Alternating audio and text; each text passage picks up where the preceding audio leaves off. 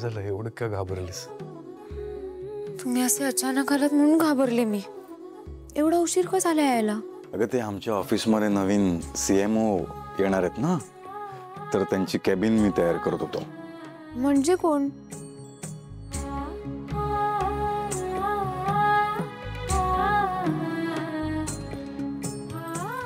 CMO सावली सारंग मेंदळे.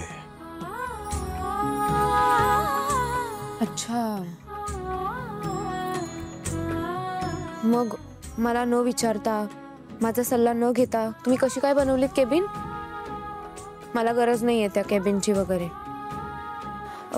तुमचे ते, तुमची पोस्ट कोणती हो? CEO. हां, ते तुमचे CEO आहेत ना, सारंग मेंदळे सर. त्यांना सांगा मी सारंग सरांच्याच केबिनमध्ये राहणार आहे. तिथे फक्त माझ्यासाठी एक टेबल आणि एक खुर्ची ठेवा, बस. जा सांगा तुमच्या साहेबांना. आमचे साहेब तुम्हाला चांगलेच ओळखून आहेत. नाही म्हणजे तुमचा सल्ला न घेता, तुम्हाला न विचारता सुद्धा तुम्हाला जसं पाहिजे तसंच केलं त्यांनी. काय? म्हणजे आपण एकत्र राहणार? सारंग सर एकत्रच असणार आपण सावली. असं कसं होईल? एकाच कॅबिन मध्ये असून मी दुसरीकडे थोडीच बसेन. हा, मी पण खूप एक्साइटेड आहे. आता आपण सोबत ऑफिस मध्ये सुद्धा. ऑफिस मध्ये फक्त काम करायचं, हे तुमचे नाही ते साडे चालणार नाही का? मला तर टेन्शन आलंय. तिथे मी काय काम करणार? मला काहीच कळत नाही त्यातलं.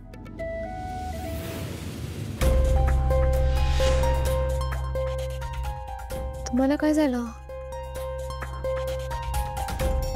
वाईट वाटतंय. ऐश्वर्या वहिनींचं. माझ्यामुळे त्या आता ह्या कंपनीमध्ये काम नाही करू शकणार. तुझ्यामुळे काही झालेलं नाहीये. उगाच स्वतःला दोष नको देऊ. तिने कारस्थान केलं, तू केलंय का कारस्थान? तिने केलेलं कारस्थान फक्त तू जगासमोर आणलंस. यात तुझी काय चूक आहे? तिची चूक आहे. वाईट याचं वाटतंय की आपल्या जवळची व्यक्ती, घरातली व्यक्ती, जसं मी या कंपनीचा ओनर आहे तसंच ती पण ओनर होती ना. जेवढं मला मिळत होतं तितकंच तिला पण मिळत होतं. जर CEO व्हायचं होतं तर मला सांगायचं होतं. मी स्वतःहून CEOची पोस्ट तिला दिली असती. लोक का असे वागतात मला नाही कळत आहे. जाऊ दे, सोड.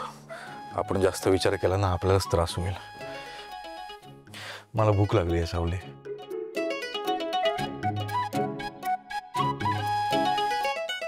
भूक लागली आहे. हां, मला वाटलं माझ्या डोळ्यात बघून तुमचं पोट भरेल. विसरलेच मी. स्वयंपाक करते.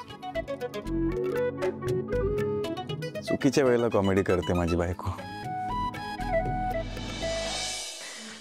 हे ना, अर्धवट काम ठेवून जातो ना. छोटूला सांगितलेलं करून ठेव बाबा, येत नाही मला. ओ न जीवा. अच्छा, ठेव ना, मी हे करतो जर थोडस. येत.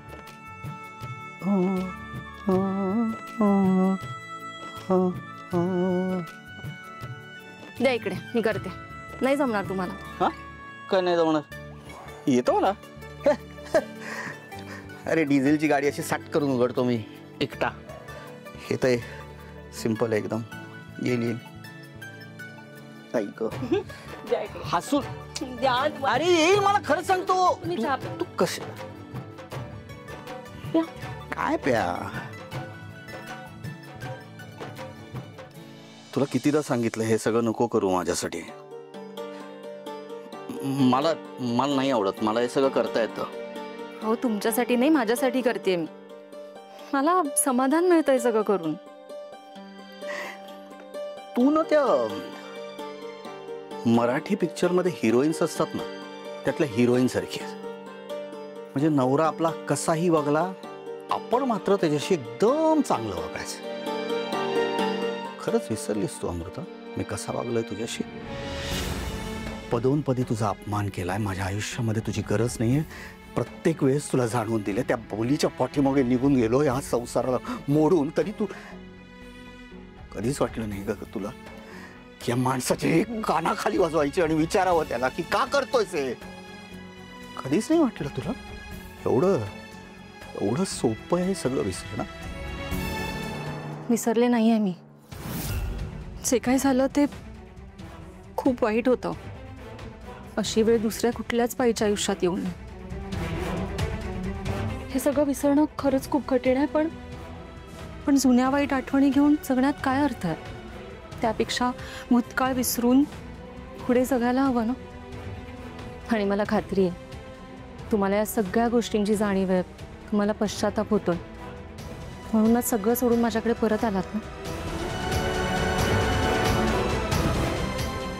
पश्चाताप होतोय ग मला. स्वतःची लाज वाटतेस. तिरस्कार करायला लागलोय मी स्वतःचाच. तुम्हाला होतोय ना पश्चाताप. मग झालं तर मी तुमचा राग करून तुमचा तिरस्कार करून काय होणार आहे सांगा.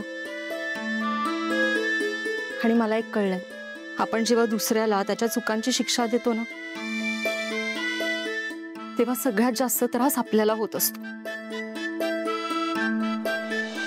आणि आता मला खरंच तुमची खात्री आहे तुम्ही आता बदललात. तुम्ही योग्य मार्गावर आहात. मग मी का करू तुमचा राग. का करू तुमचा तिरस्कार सांगा ना. काय होणार आहे त्याने. आपलंच नुकसान आहे ना त्यात. काय एवढी चांगली आहेस तू. कोण आज मला जाणवते इतकी वर्ष मी काय गमावलं ते. अमृता एवढी चांगली नको वागूस माझ्याशी. मी नालायक नवरा आहे. एक नालायक मुलगा या घरासाठी काहीही न करू शकणार आहे. एक या घरातला मोठा मुलगा आहे.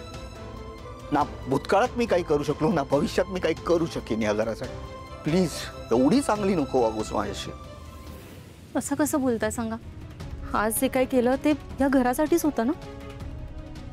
मला सांगा ऐश्वर्याची सगळी कारस्थानं बाहेर काढताना तुम्ही सगळ्यांना हे सांगितलं की तुमचाही त्यात दोष होता. तुमचाही हात होता.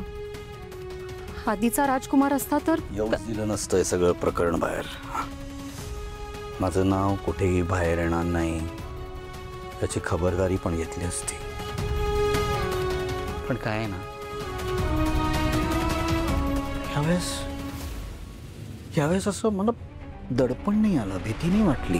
मला असं वाटलं मी माझ्या माणसांसाठी काहीतरी करतोय. मला हे करणं गरजेचं आहे म्हणून मी केलं. तुझ्यासाठी मी केलं. आपल्या घरासाठी. आणि इतकी वर्ष हा जुना राजकुमार जो करू शकला नाही ना ते आज तो करणार आहे.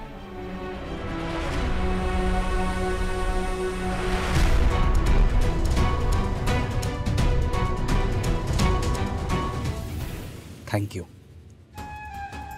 माझ्या आयुष्यात तू असल्याबद्दल. तू जे काही केले ना माझ्यासाठी त्यासाठी हा शब्द खूप खूप तोटका आहे.